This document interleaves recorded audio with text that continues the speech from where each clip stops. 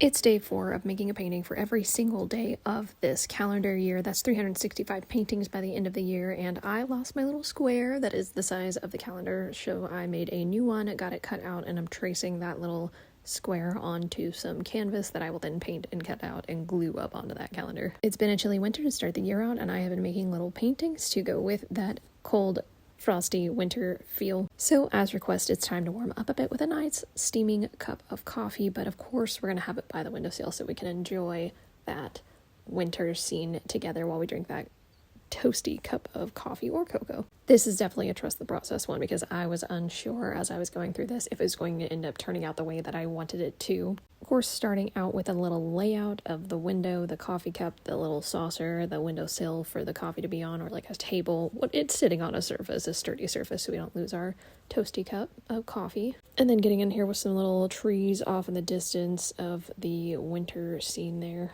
Getting a little bit more detail and finesse into this actual cup of coffee, kind of lining out the handle and the rim and filling it up with some delicious caramel macchiato or whatever your favorite is. I sure do enjoy myself some nice warm coffee. I'm actually an iced coffee person most of the time, but a nice toasty caramel macchiato on a cold morning really starts the day out right. I used to be a barista. I worked as a barista for a while, and it was a very chaotic job, but I have some stories from that, let me tell you. As wild as the things used to get at 5 a.m., I do really appreciate the coffee skills that I have now. Getting into our little background with some snow on our winter trees and a little bit of snow on the ground, getting a little bit more detail so that everything looks spot on. Throwing a little bit of snow that has splashed up against the windowsill and is just resting there at the bottom outside. Getting lots of color on there so that it looks like it is nice and snowy and fluffy, and then getting a little bit more detail into this coffee cup as well. A nice strong